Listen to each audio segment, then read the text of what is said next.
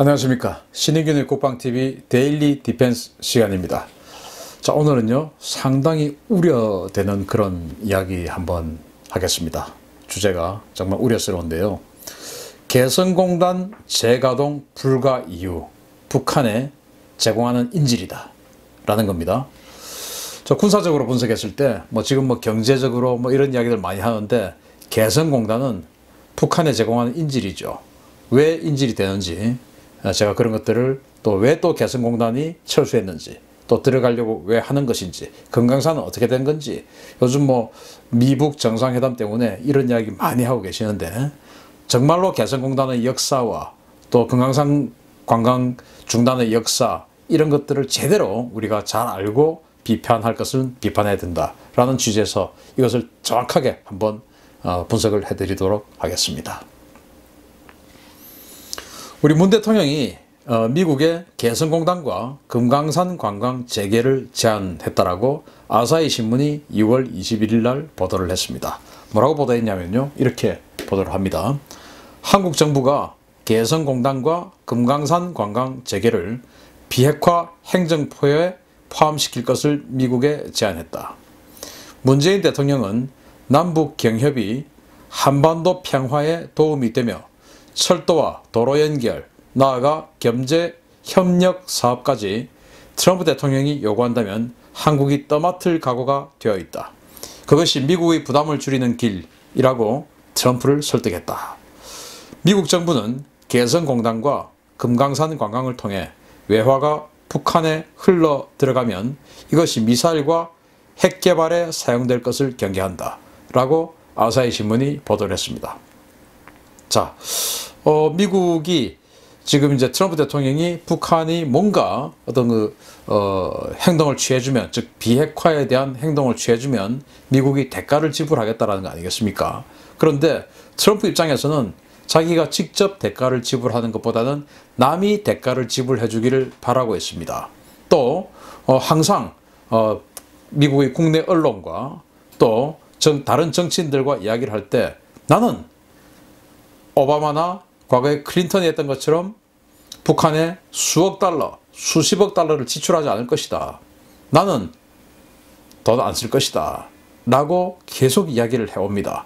그러면서도 북한에는 뭔가 너희들이 행동해주면 경제적 이익이 갈 것이다 라고 이야기를 합니다. 그럼 뭐냐? 제3자가 내는 것입니다. 밥 먹었는데 야 너가 내, 이겁니다.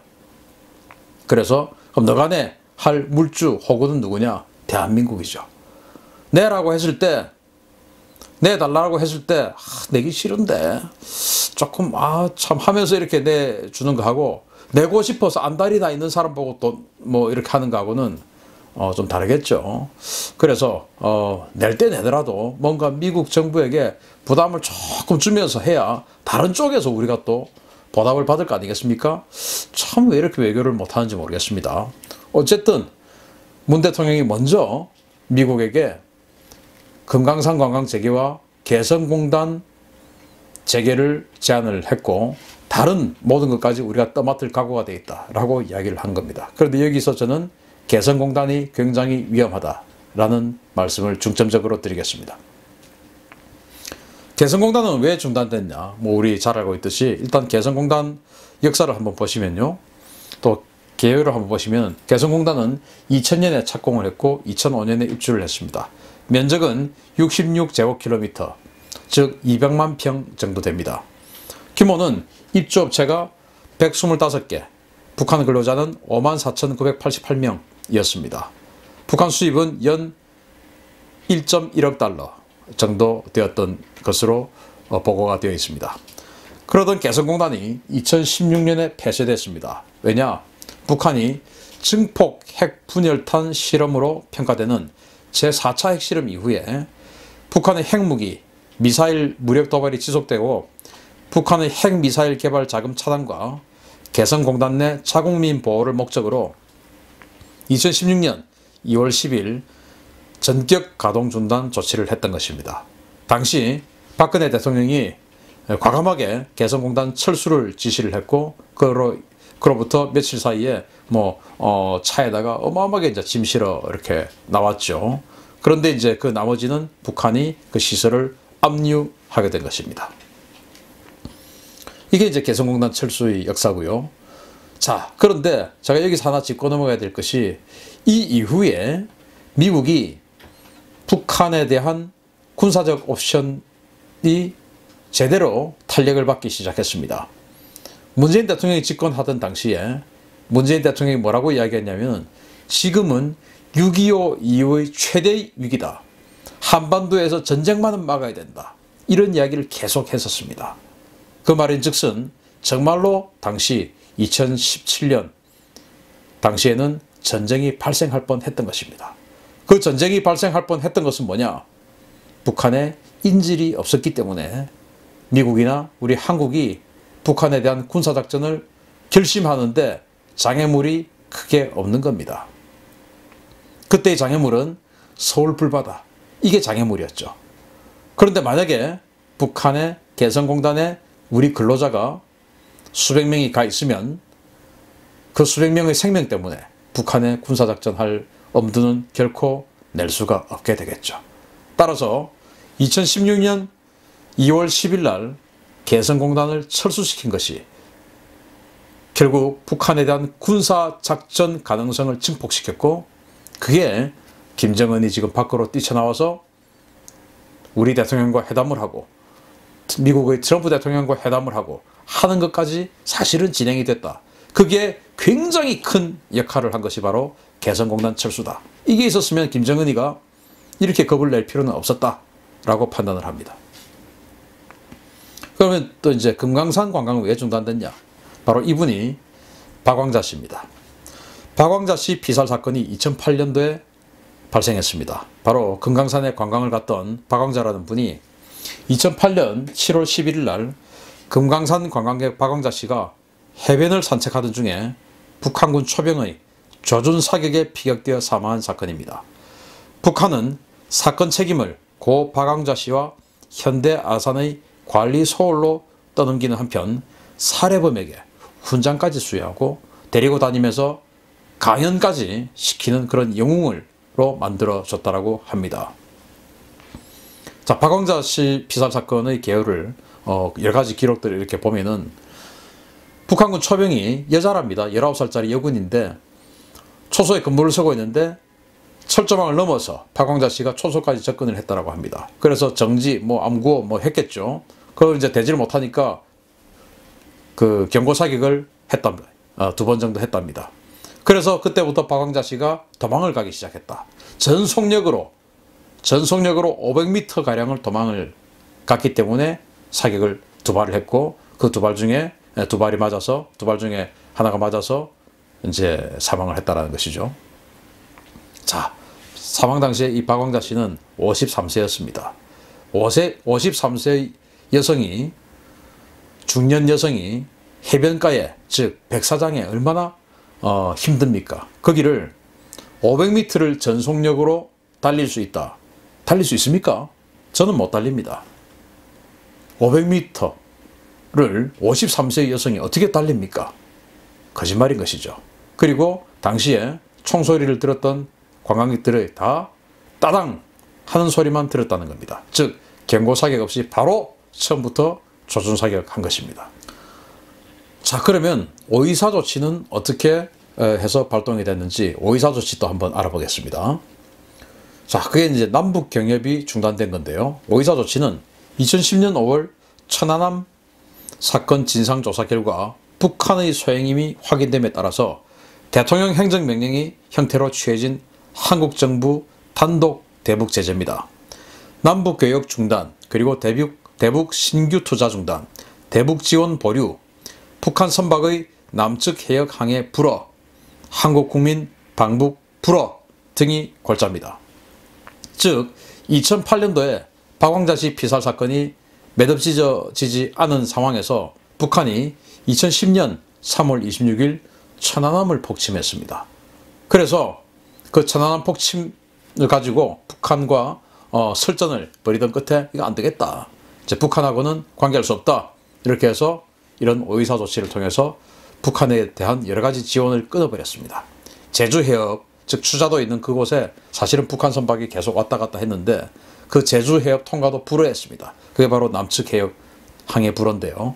그런 여러 가지 조치들이 오이사 조치였고, 이 오이사 조치의 해제 조건은 북한이 박광자 씨 피살 사건에 대한 사과, 천안함 폭침에 대한 인정과 사과, 이게 바로 오이사 조치의 해제 조건이었는데 북한은 절대 그것을 하지 않고 있죠.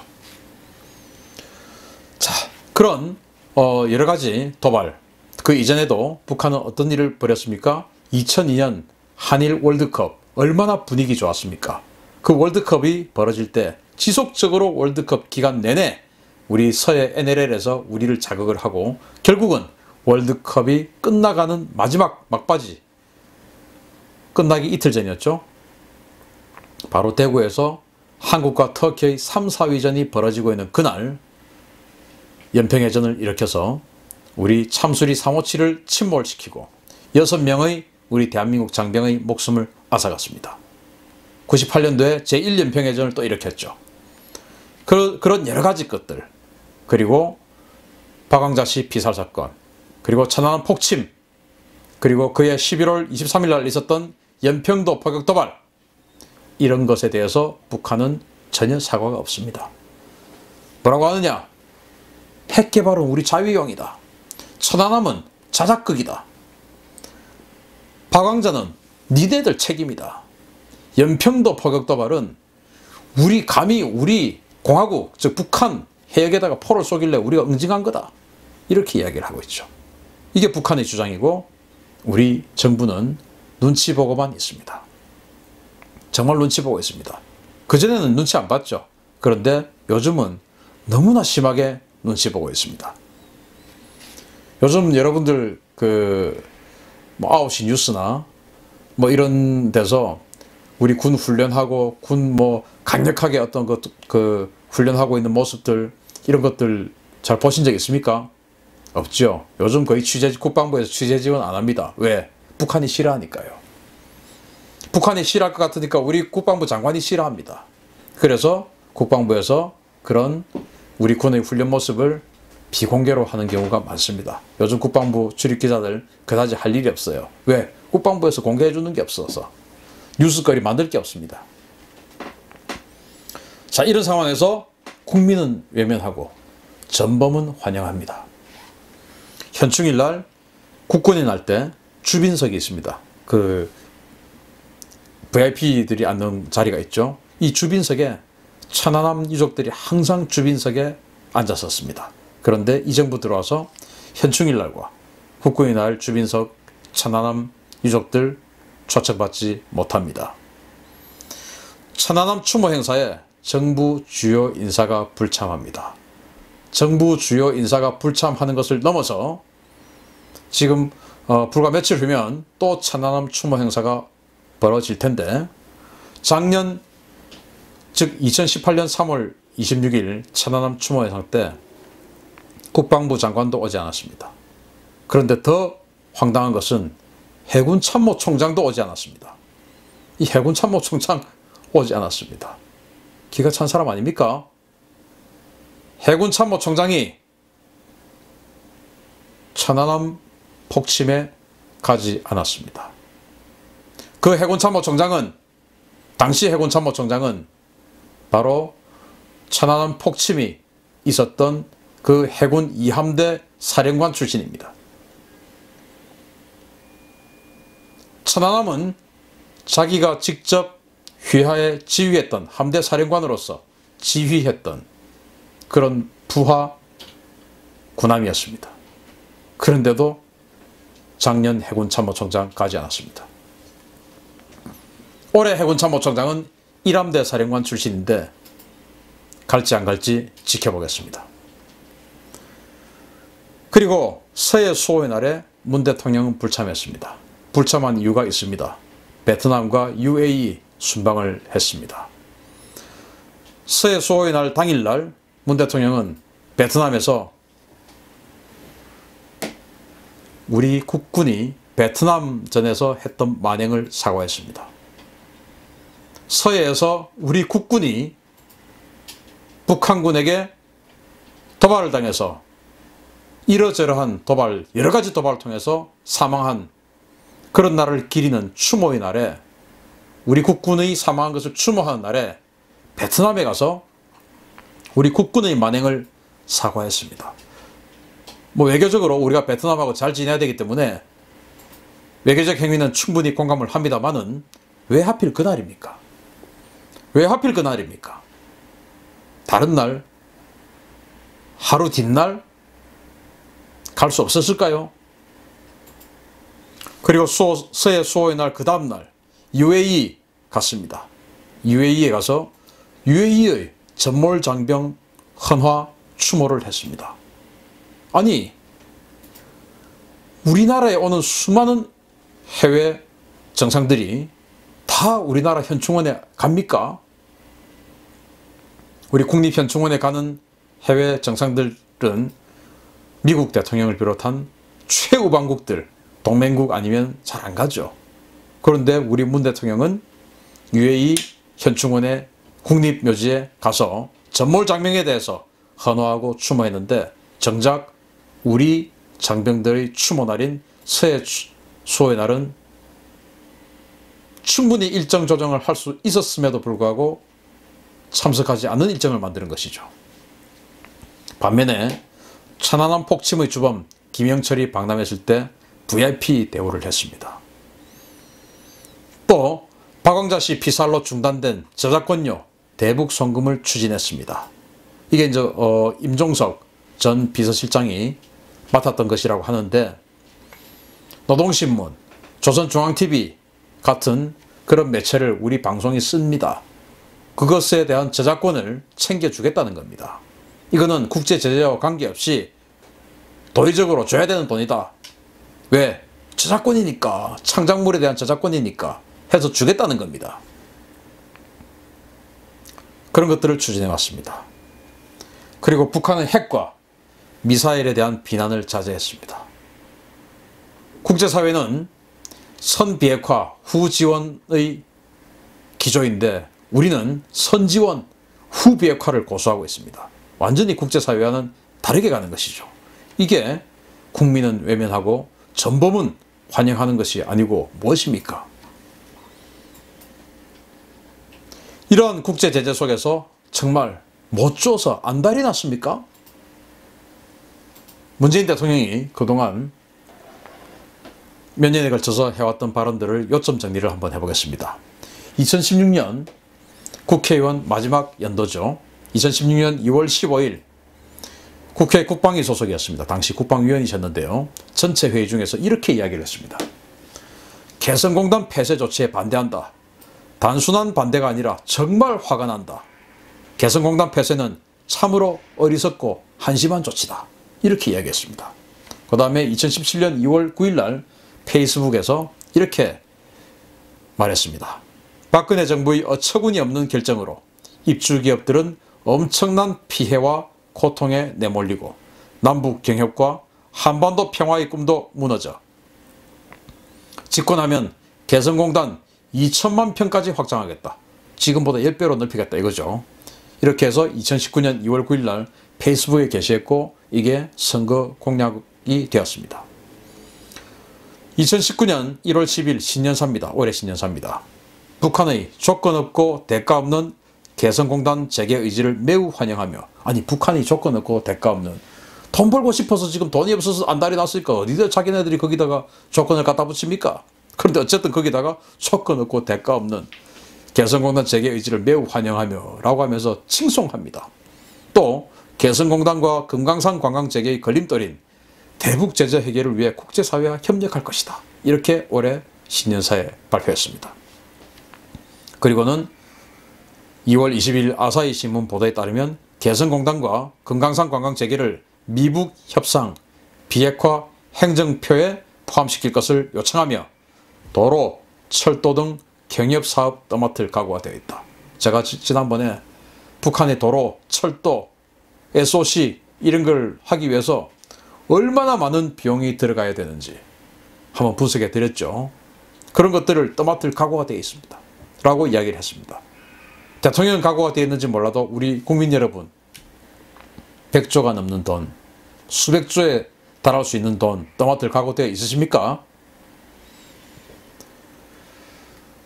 개성공단 재개 왜 위험한가? 김정은의 달러 박사가 될 수 있습니다. 첫째로는 이겁니다. 일단 개성공단 폐쇄하기 전에 연간 1.1억 달러의 달러가 북한에 현찰로 들어갔습니다. 그것이 북한의 통치자금이 될 수가 있죠. 두 번째는 그로 인해서 중국과 러시아의 기업들이 개성공단에 들어갈 수 있습니다. 더 확장해서 문재인 대통령의 말씀처럼 2천만 평으로 확장해서 중국과 러시아의 기업이 들어갈 수 있습니다. 그리고 우리 기업들도 다시 들어가죠. 그렇게 되면 어떤 일이 발생하느냐? 바로 입주 국민들이 인질화됩니다. 인질화되는 것이죠. 자, 개성공단 주변에 북한의 제6사단이 있습니다. 그리고 64사단이 있습니다. 그리고 62 포병예단이 있습니다. 이런 어마어마한 전력들이 우리가 또는 미국이 북한을 폭격하게 될 때 개성공단에 있는 수백 명 또는 1000명이 넘는 그런 대한민국 국민들이 과연 무사할 수 있을까요? 무사할 수 없기 때문에 북한에 대한 군사적 조치는 끝나는 겁니다. 김정은이를 완전히 공포로 몰아넣어서 김정은이 스스로 핵을 내려놓게 만들 수 있는 가장 중요한 옵션인 군사적 옵션은 개성공단 입주로 인해서 끝나는 겁니다. 그걸 문재인 대통령이 해주고 싶다는 겁니다. 뭐 1.1억 달러의 돈, 캐시, 그건 사실 저는 아무것도 아니라고 생각합니다. 미국에서는, 미국의 언론은 그것을 가지고 북한이 핵미사일을 만들고 뭐 하고, 그러니까 그 돈이 들어가게 해서는 안 된다 라고 이야기하지만, 제가 봤을 때 더 위험한 것은 개성공단으로 인해서 더 이상 군사적 옵션은 쓸 수 없다 라는 것이 가장 치명타다라고 생각하는 것입니다. 따라서 개성공단은 재개되어서는 안 됩니다. 북한의 비핵화가 정말 돌이킬 수 없을 만큼 진행이 되었을 때 개성공단이 열리는 것은 괜찮습니다. 그러나 정말 숟가락만 하나 얹고 언제든지 숟가락을 내려놓을 수 있는 그런 수준인, 또 말로만 하는 수준, 이런 수준 가지고는 개성공단을 열어줘서는 안 됩니다. 금강산 관광, 저는 여기까지는 해도 뭐 크게 데미지는 없다라고 생각합니다. 돈 뭐 수천 달러, 수천만 달러 더 들어가는 거 2,500만 북한 인민을 다스리는데 그 정도 가지고 정말 큰 일을 할 수 있다라고는 생각하지 않습니다. 가뭄의 단비는 되겠죠. 그런데 금강산 관광은 남북 간의 위기가 조성되면 안 보내면 됩니다. 2박 3일이니까 또는 3박 4일이니까 안 보내면 됩니다. 그런데 개성공단은 안 보내서 될 성질이 아닙니다. 다시 철수시키려고 할 때 그때 2016년도에 얼마나 큰 결심을 한 겁니까? 북한에 대한 군사적 옵션은 미국과 우리 대한민국이 항상 가지고 있는 최후의 또는 최고의 옵션이 되어 있어야 됩니다. 그것을 놓쳐서는 안 되는 것입니다. 그런 북한에 왜 도대체 인질과 현금을 주겠다는 겁니까? 더 이상 북한을 도와주는 일은 하지 말았으면 좋겠습니다. 지금 우리 편이 상대편 적장과 우리 편인 트럼프 대통령이 적장인 김정은과 싸우러 갑니다. 말싸움하러 갑니다. 그러면은 같은 편으로서 누구를 도와줘야 됩니까? 우리 편을 도와줘야 됩니다. 우리 편을 응원해야 됩니다. 그런데 왜 적장에게 힘을 실어주는 이런 발언을 계속합니까? 우리 어린 시절에 싸울 때 어떻게 합니까? 내 친구하고 나쁜 애하고 싸우면 어떻게 합니까? 내 친구를 끌어안으면 됩니까? 내 친구가 맞죠? 그러면은 상대편을 끌어안아야죠. 그런데 지금 트럼프 대통령이 팔다리를 끌어안고 있습니다. 그러면 안 되죠. 더 힘을 실어줘야 됩니다. 그래서 미국과 북한의 비핵화 협상이 정말 제대로 잘 진행되려면 항상 군사적 옵션은 살아있어야 됩니다. 그러기 위해서는 개성공단 결코 쉽게 재개되어서는 안 된다라는 말씀을 군사적으로 드리면서 오늘 시간 마치겠습니다. 감사합니다.